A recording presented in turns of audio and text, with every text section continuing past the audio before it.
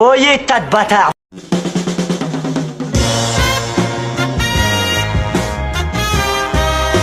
Hey, bienvenue à tous pour notre première interview sur cette chaîne qui s'appelle Écran Noir. Alors aujourd'hui nous interviewons Missoum Slimani qui joue le rôle de Rico dans le film Les Rascals. Les Rascals, film sorti en 2023. On espère que ça va vous plaire. Bonne interview à vous. Bah, tout d'abord, merci d'avoir accepté. Bah, avec grand plaisir. Merci à vous pour Et, l'invitation. bah, franchement, Les Rascals et tout, c'était une dinguerie, c'était trop bien. Et quand on est sorti de la salle, on s'est dit qu'on ne pouvait pas rester comme ça. On était obligé de savoir un peu plus de choses sur le film, sur vous, etc. En plus, vous jouez un personnage vraiment qui a une grande importance dans le film. Ouais, Voilà, vous jouez le personnage de Rico. Et, c'est euh, ça. et du coup, notre première question, ce serait euh, si vous deviez décrire le film et le personnage de Rico, comment le décririez-vous avec les mots de Rico?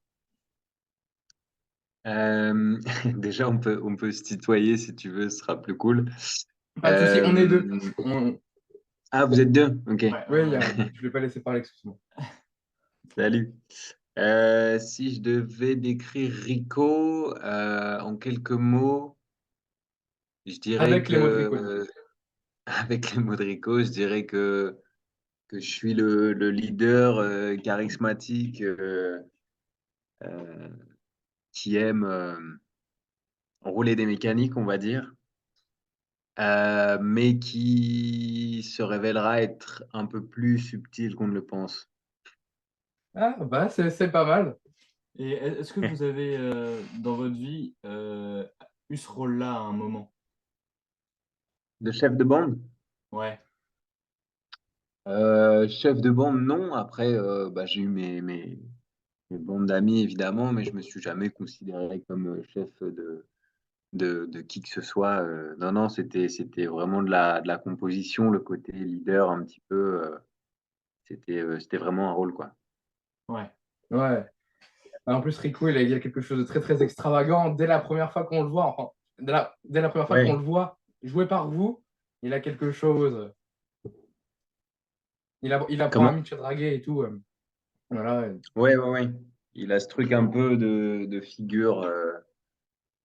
Figure du grand frère, entre guillemets, surtout pour Mitch, etc. Mais oui, non, moi dans la vie, non, c'était vraiment de la composition. Ce personnage. Ok, bah, vas-y, je te laisse D'accord. poser la deuxième question. Et comment est-ce que vous créez une cohésion d'équipe avec des potes qui se connaissent depuis l'enfance et qui sont prêts à mourir pour vous alors que vous ne vous connaissez pas en fait? Ouais, bonne question. Bah, ça, c'est grâce à Jimmy, surtout. Moi, personnellement, dans la vie, je connaissais déjà Marvin Dubar qui joue Mandal, parce qu'il vient de la même ville que moi, en fait, dans le nord de Oh, la France. Et donc, on se connaissait d'avant, et donc ça nous a quand même aidé sur le tournage. Mais après, avec le reste de la bande, Jimmy nous a préparé des, comment dire, des ateliers de préparation en fait au film. On a travaillé avec une dame qui s'appelle Sophie Galitzine. Et en fait, pendant 3 semaines environ, on a passé plusieurs journées à faire des ateliers ensemble d'improvisation, de théâtre, etc. Ou même d'ateliers corporels, on faisait des exercices corporels ensemble. Donc déjà, ça nous a permis de mieux apprendre à nous connaître. Et puis tout le long du tournage, on était logés au même endroit. Donc forcément, quand on rentrait tous ensemble après les journées de tournage, on passait aussi du temps à discuter, etc. Donc c'est ça qui a créé pas mal de liens d'amitié entre nous aussi dans la vraie vie, quoi. et cette expérience-là, du coup, de dormir avec bah, vos collègues acteurs, etc. Et c'était une bonne expérience en tant que, comment dire, première fois. Je sais que c'est pas la première fois que vous êtes au cinéma ou dans un rôle. Vous avez par exemple joué dans Baron Oui, Noir, mais là, c'est quelque chose. Voilà, les Rascals, c'est la première fois qu'on peut vraiment vous voir dans un personnage vraiment principal. En plus, Rico, c'est vraiment le personnage mm. qu'on retient. Ouais. Bah c'était assez fou comme première expérience. Je dirais que c'est quand même une première expérience dans le sens où c'est le premier film où j'ai un rôle principal. Donc pour moi, c'était une grande première aussi avoir vraiment une partition complète où de A à Z, j'ai un personnage qui se développe, etc. Et c'était d'autant plus agréable comme tournage que je ne suis pas le seul personnage principal. Et ça, c'est vachement chouette de porter un film à plusieurs et de pas avoir les caméras uniquement sur soi, on va dire, et de partager ça avec d'autres gens. C'était super. Et puis vraiment, même depuis la fin du tournage, on a gardé contact, etc. Donc c'était aussi une rencontre humaine intéressante.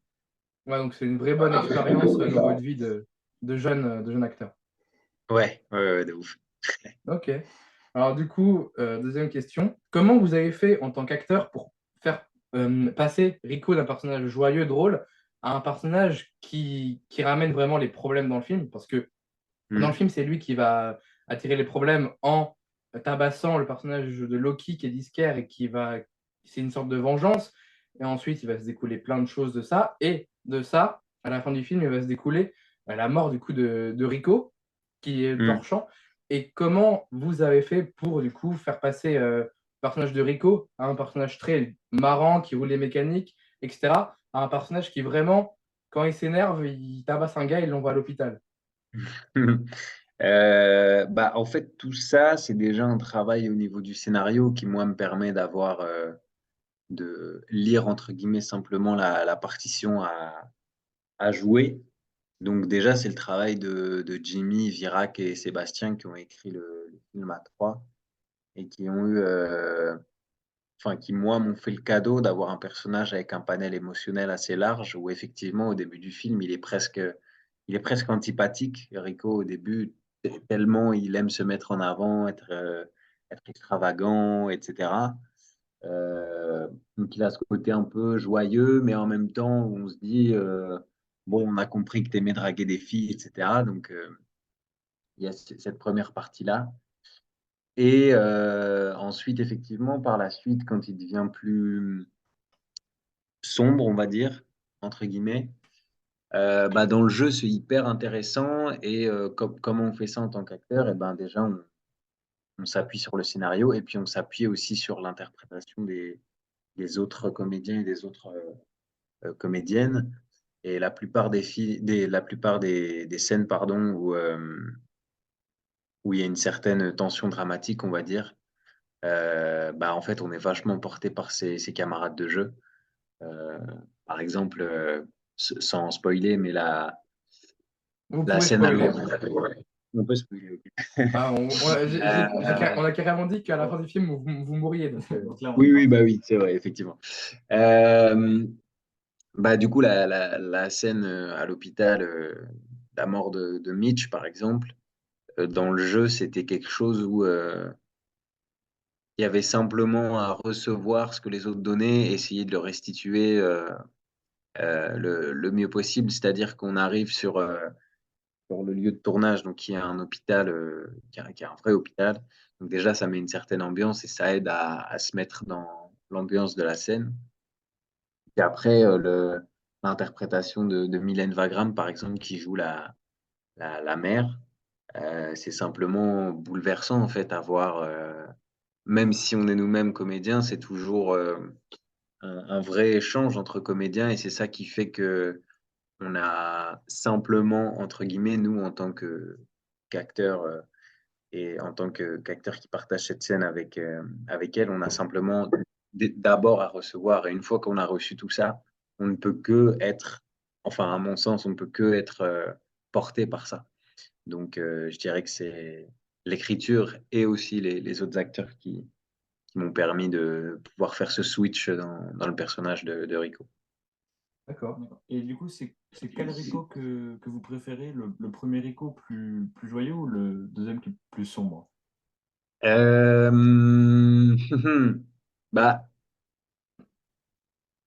ça dépend de certains points, mais de manière générale, je pense que j'ai plus de points communs avec le Rico un peu plus sombre, entre guillemets, dans le sens où la lucidité qu'il peut avoir sur sa condition en tant que fils d'immigré en France à cette époque-là, etc. C'est des choses qui me touchent plus que simplement la drague de rue, par exemple. Euh, je suis d'ailleurs, enfin, c'était d'ailleurs assez compliqué pour moi au début, ces scènes-là dans la rue où je suis presque en train de d'harceler des filles presque. Euh, c'est vraiment des choses assez éloignées de moi, on va dire, et donc je dirais que j'ai quand même plus de points communs avec le Rico, un peu, qui réfléchit un peu plus, quoi. Ouais. J'ai un peu plus de points communs avec ça, je pense, avec le fait de réfléchir à ce que ça veut dire d'être d'origine maghrébine en France, etc. Donc, je dirais que je préfère quand même ce Rico qui réfléchit un peu plus avant de parler qu'au début du film, quoi. Ok, d'accord. Et si vous deviez décrire le film et votre personnage à un enfant, comment vous le feriez? Alors, si je devais décrire le film à un enfant, déjà, je lui dirais de pas aller le voir, s'il est trop jeune. Et, je lui dirais que c'est un film qui parle de la transition de l'âge innocent, entre guillemets, à l'âge adulte, de manière très brutale. Euh, et comme l'explique aussi souvent Jimmy en interview, c'est au-delà d'être un film sur le racisme, c'est aussi un film sur la perte de l'innocence. Euh, donc je pense que j'utiliserai peut-être ces termes-là pour décrire le film. Après, c'est compliqué d'en parler à un enfant parce que forcément, il y a l'enfant, il est forcément Oui. normalement toujours dans cette période innocente justement où il n'a pas trop normalement à se soucier de tout ça. Mais je pense que j'utiliserai ça comme terme, un film sur la fin de l'innocence, Ok. avec une belle bande d'amis qui s'amusent, etc. Évidemment, sur le Euh, côté un peu plus lumineux de la première partie. le Je dirais que c'est film, un film sur l'amitié, quoi. le film, on peut le dire, le film est quand même assez sombre et qu'il y a des scènes vraiment gore. La scène où Victor, où Adam, pardon, Victor, c'est le nom de l'acteur, où Adam fait Ouais, un sourire à un arabe sans aucune raison. Et ouais. cette scène est vraiment choquante. Il y a des scènes vraiment très, très légères, voilà, où, bah, comme vous l'avez dit, la scène par exemple avec Sabine, où elle se fout de la gueule de Rico parce que Rico il s'appelle Ahmed, voilà, et ça se voit. Mm. C'est très, très, c'est très, très drôle, mais il y a des scènes qui clairement sont désamorcées d'un seul coup. La scène par exemple du cinéma où vous dites ah j'ai chopé une meuf, et là on voit que c'est Frédéric, et on sait du Mm. coup qui va se passer quelque chose de mal. Le film, il a clairement en fait, c'est cette dimension de tragicomique, on va dire. Ouais, c'est quoi la question exactement? Bah, en fait, le film, c'est un film un peu drôle. Le film peut nous faire rire avec du coup cette bande d'amis qui est là. Oui. Mais il y a quand même des moments où on va clairement se sentir mal parce qu'il y a des moments choquants, comme par exemple la scène du disquaire ou la scène avec le sourire, comme j'ai dit. Ouais, ouais, ouais. Bah, c'est ça qui est intéressant pour moi dans un film aussi, c'est qu'on est plusieurs couleurs. Et je pense que si on avait fait un film uniquement avec des scènes comiques, etc., ça aurait été pas hyper intéressant. Si on avait fait un film uniquement avec des scènes extrêmement violentes, que ce soit graphiquement ou psychologiquement, je pense que ça aurait pas eu le même effet. Et je pense que ce qui frappe les gens avec les Rascals, c'est que on a une sorte de crescendo qui se fait. Et je pense que c'est la décontraction, entre guillemets, du début du film qui fait que on va, euh, on va être d'autant plus choqué par certaines scènes, mais même dans l'introduction du film avec les enfants, on a ce côté, ah, voilà, ça commence, il y a juste des enfants qui marchent comme ça dans la rue, etc. Ils se chamaillent entre eux, il y a une petite course-poursuite, etc. Mais c'est très, très bon enfant. Et la brutalité de la première scène vient tout de suite nous dire, ah d'accord, on n'est pas dans un film léger, quoi. Et puis ça repart, voilà, plus doucement avec nous, les premières scènes des Rascals à l'âge presque adulte, euh, où on se chamaille entre nous, on va s'amuser à euh, voler une voiture, puis aller dans un bar rock, etc. Et pareil, petit à petit, crescendo, quand on arrive à la scène du disquaire, je pense qu'elle est d'autant plus frappante qu'elle arrive à un moment où on se dit, ah bah, ils vont simplement chez le disquaire, ils vont s'amuser, ou au pire, ce qu'ils vont faire, c'est de voler deux, trois vinyles. Et non, là, boum, il y a vraiment une scène assez choquante, on va dire. Et je pense que c'est ça qui fait toute la force du film, en fait. C'est qu'il n'y a aucun moment on peut vraiment savoir ce qui va se passer ensuite. À part à des points clés où c'est voulu par Jimmy. Par exemple, tu parlais de la scène dans le cinéma où on pense que voilà, je vais avoir un rendez-vous, etc. Et on se rend compte que c'est Fred. Donc là, on peut prévoir qu'il va se passer quelque chose de grave, mais je pense que c'est des instants voulus et que donc c'est d'autant plus efficace, quoi, d'avertir le spectateur qui, lui, est au courant de quelque chose, pas les personnages, et de voir comment cette confrontation va se faire. C'est intéressant dans la narration, quoi. Et je vais revenir sur un point. Vous avez parlé du coup de la toute première scène du film, où du coup, la toute Mhm. première scène du film, pour résumer, c'est du coup deux gamins qui se battent. C'est Ahmed et Rudy qui se battent alors qu'ils ont vraiment, qui sont en primaire, quoi. Et du coup, après, Ouais. il y a Loki qui vient. Mais est-ce que l'acteur du coup du petit Ahmed, vous l'avez, enfin de Rico jeune, vous l'avez rencontré? Très brièvement, très brièvement, parce que c'était des séquences où j'étais pas, où j'étais pas appelé, je ne travaillais pas. Donc, je l'ai brièvement croisé sur le plateau pour le premier jour. J'étais quand même passé euh, pour dire bonjour, quoi, à l'équipe, etc. Mais donc, ça a été très bref, mais on s'est croisé quand même. Ok. Et c'est toujours drôle de voir les personnes qui nous incarnent plus jeunes. C'est toujours assez marrant, quoi. C'est clair. Et est-ce que vous pourriez nous décrire les jours de tournage du film? Comment ça s'est déroulé? Globalement, en fait, le tournage s'est découpé en deux parties. On avait une première partie au mois de juin. On a tourné toutes les séquences en journée. Et le mois de juillet, c'était les séquences de nuit.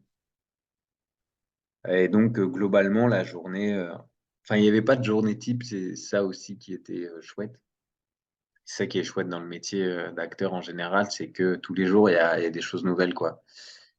Donc, c'est toujours un vrai plaisir d'arriver le matin en se disant qu'on va faire quelque chose de différent. Et la partie un peu plus enfin, compliquée, entre guillemets, c'était le tournage de nuit où forcément il y a un moment où ne presque pas voir le soleil pendant 3 semaines, un mois, ça commence à être un peu éprouvant, on va dire.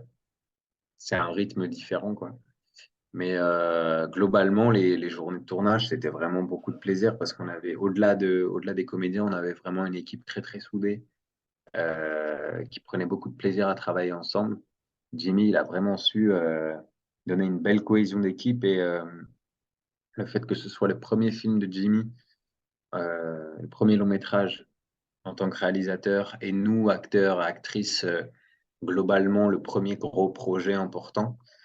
Je pense que ça a vraiment amené une énergie très. On a envie de faire le meilleur film possible, quoi. Donc, moi, chaque jour de tournage, je l'ai vraiment apprécié, quoi. Et il y avait une très belle énergie de tournage.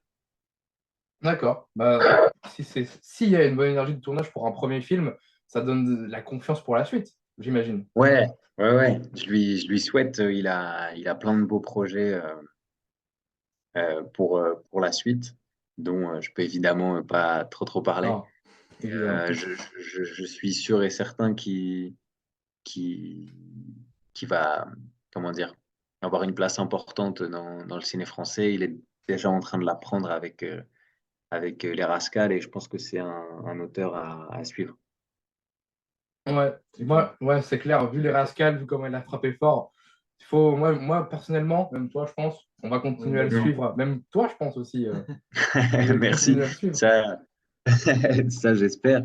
Mais en tout cas, pour moi, je peux pas trop prédire moi-même, mais en tout cas, dans la bande d'acteurs aussi du film, moi, je pense qu'il y aura des belles carrières et j'attends de voir ça. J'ai hâte de voir les prochains projets de mes camarades. D'accord. Alors du coup, là, on va passer à la dernière question. Et du coup, Ouais. la dernière question, c'est qu'est-ce que vous pensez du cinéma français actuel et sa direction. Avec comme par exemple des films plus comédie comme Qu'est-ce qu'on a fait au bon Dieu, et des Mhm. films qui vont mélanger des genres comme Les Rascals ou même comme Teddy. Teddy, c'est vraiment Teddy ou L'Année du requin qui sont produits par The Jokers et qui sont Mhm. des gros trucs qu'on n'avait pas vu depuis longtemps. Par exemple, un film de loup-garou français, j'en ai pas beaucoup vu. Et des films Ouais. français sérieux, il y en a, mais les gens vont avoir tendance à dire le cinéma français, c'est de la merde. Par exemple, quand du coup, je parle de ce que j'ai vu, mais par exemple, quand on va Ouais, sur non, c'est des sûr. vidéos de bandes annonces YouTube et que c'est un film français, moi je suis sûr et certain que même si le film il est prometteur, il y aura, c'est un film français, ce sera de la merde. Et du coup, qu'est-ce que vous pensez de Ah bah, du virage que prend le cinéma français en ce moment? déjà, effectivement, en ce qui concerne les critiques qu'il peut avoir, même nous sur les Rascals, quand la bande-annonce est sortie, les gens n'avaient pas vu le film. Ils ne pouvaient pas l'avoir vu, il n'était pas sorti. On avait quand même des critiques négatives, donc souvent de la part, en l'occurrence, vu que c'est un film qui traite de la montée de l'extrême droite, on avait pas mal de gens d'extrême droite qui venaient critiquer le film, etc. Mais ce qui a été pour nous ce qui nous a fait du bien, c'est de voir que ensuite, à la sortie du film, quand les gens l'ont vu, ou même quand ils le voyaient en avant-première, parce qu'il y avait quelques avant-premières d'organiser, les gens appréciaient le film. Et ce succès d'estime, le fait que la presse ait été bonne, etc., ça, ça a fait du bien par rapport au fait que le film pouvait recevoir certaines critiques, alors même que les gens ne l'avaient pas vu. Et une fois qu'ils l'avaient vu, ben, ils étaient convaincus, donc ça, c'était chouette. Après, sur le cinéma français en général, c'est une question très, très, très, très large. Moi, je suis heureux de voir qu'il y a encore des producteurs et des productrices courageuses, comme en l'occurrence The Jokers, euh, qui ont aussi, par exemple, fait Teddy, etc., avant les Rascals, et qui continuent d'essayer de mettre en lumière des talents qui n'auraient pas forcément eu la chance de pouvoir être produits s'il n'y avait pas eu ce genre de producteurs-là qui se soucient plus d'essayer d'innover, d'amener des nouvelles histoires, de ne pas rester sur les mêmes schémas un peu classiques qu'on peut connaître, surtout dans la comédie, par exemple. Je pense que c'est un genre qui est malheureusement, comment dire, qui peut être mal représenté, puisqu'on reste dans des schémas assez similaires, souvent. Maintenant, quand on parle de comédie française, les gens vont avoir tendance à citer des anciens films, comme moi, je vois beaucoup de personnes, même des ados, dire que par exemple, des films comme La Cité de la Peur ou Astérix et Obélix, Mission Cléopâtre étaient mieux que des films qui sortent maintenant, alors que je suis pas trop d'accord avec ça. Après, je sais pas ton avis, mais pour moi, vraiment, le cinéma français n'a jamais été bien à un moment, il n'a jamais été nul. C'est comme tous les cinémas. Des fois, il y a des trucs pas bons, Exactement. des fois, il y a des trucs très bons. Exactement, je pense que c'est assez dur d'avoir du recul sur l'époque dans laquelle on est. Et donc, moi, je pense qu'à l'époque par exemple, de Mission Cléopâtre, je suis pas sûr que c'était si dithyrambique que ça. Je pense que les gens appréciaient, à juste titre. Même moi, c'est une de mes comédies préférées. Mais je pense qu'on a aussi ce point de vue parce qu'on est maintenant, il me semble que Mission Cléopâtre, il est sorti en 2002 ou 2003, quelque chose comme ça. Donc, c'était il y a presque 20 ans.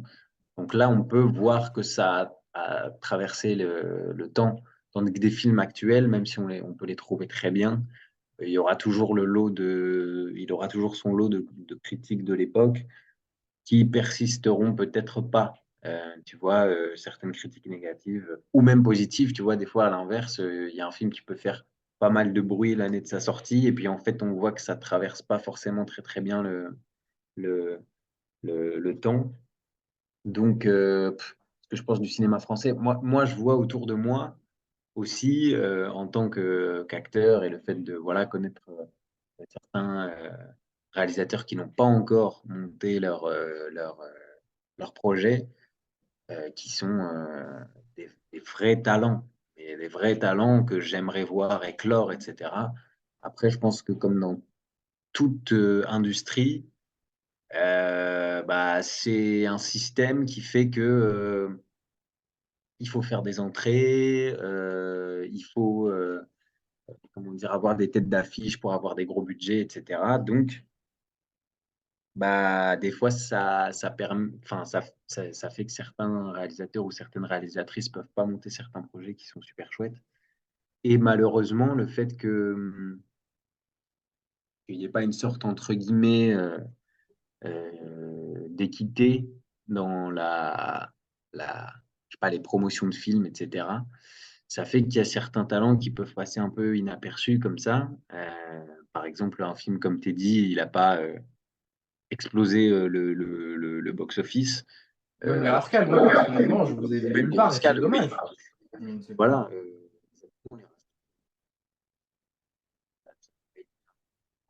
C'est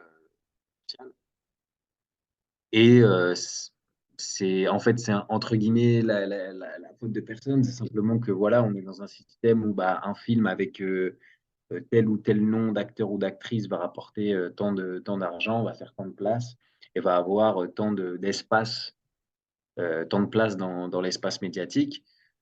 C'est le jeu, quoi. Tu vois, c'est un peu comme en musique, c'est un peu comme les grosses Parce que industries maintenant, qui en art, il y a une certaine font recette. ça. Oui, oui, oui. Et puis il y a des recettes qu'on qu'on ressort à chaque fois et qui font qu'on fait des entrées et que parfois il y a certains films où il y a un vrai matraquage publicitaire qui fait que on sait qu'on va faire des entrées comme ça.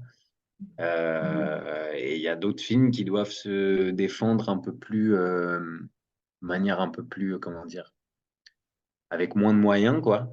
Je reprends l'exemple des Rascal, on n'a pas spécialement fait énormément de plateaux télé, on n'a pas eu un affichage national dans toutes les villes de France, mais, mais il y a eu un succès d'estime et les gens qui sont allés le voir l'ont aimé. Donc parfois je me dis que c'est peut-être ça le plus important, quoi.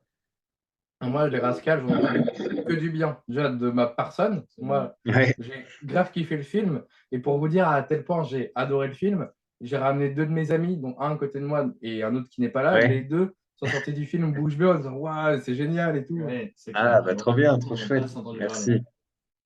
Merci, merci. Bah, ça, c'est le meilleur retour qu'on puisse nous faire, c'est bah, déjà que les gens aient apprécié le film et qu'ils en aient parlé autour d'eux. Parce que justement, les talents émergents, c'est de ça dont ils ont besoin, quoi. C'est le bouche à oreille. Parce qu'on sait qu'on n'a pas une tête d'affiche et que donc les gens vont pas spécialement être curieux. Déjà, des fois, quand il y a des têtes d'affiche, les gens sont pas forcément curieux d'aller voir de nouvelles histoires et de nouveaux réalisateurs, etc. Donc, le mieux qui puisse se passer, c'est que les gens qui apprécient le film l'apprécient au point de vouloir en parler autour d'eux. Donc, ça, c'est le meilleur retour. Et est-ce que vous avez des conseils à donner pour entrer dans le cinéma en tant qu'artiste? Alors, je ne sais pas si je suis vraiment le mieux placé pour donner des conseils, parce que c'est encore. Bah, vous pouvez parler de votre expérience. Oui, oui. Bah, alors moi, mon expérience, ça a été. J'ai commencé à passer des. En fait, j'ai commencé par l'improvisation déjà. Acteur. Ensuite, j'ai fait du théâtre, etc., des petits cours à côté du lycée. Et j'ai commencé à passer des auditions vers 2015, quelque chose comme ça. Et donc, première audition s'est bien passée. Donc, c'est comme ça que j'ai pu faire Baron Noir, par exemple. C'était une toute petite scène dans un épisode. Et ensuite, ça a été beaucoup, beaucoup d'auditions avec des réponses négatives. Et donc, j'ai passé entre 2015 et 2021, quand j'ai fait les Rascals.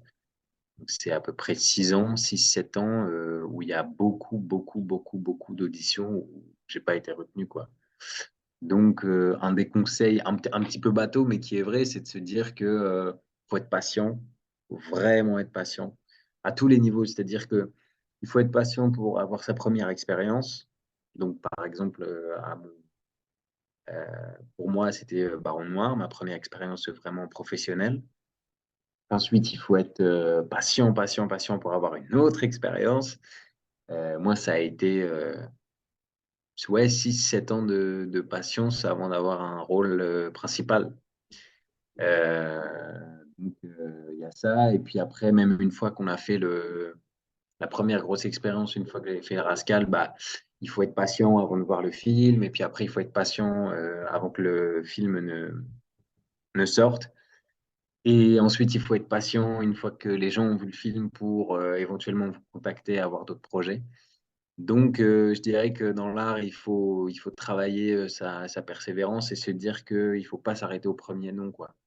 Parce qu'il y en aura forcément. C'est un passage obligatoire. Enfin, personnellement, en tout cas, je ne connais pas d'acteurs qui ont eu que des réponses positives avec des gens qui les prenaient à chaque fois sur leur projet. Et voilà. Donc, mon plus gros conseil, ce serait travailler sa patience. D'accord, D'accord. merci. Bah, c'est terminé. On vous remercie grandement d'avoir accepté. Bah, merci les gars, et puis bonne journée et à bientôt peut-être. Ouais, à À bientôt. peut-être à bientôt. Au revoir. Au revoir. Salut, au revoir, ciao, ciao.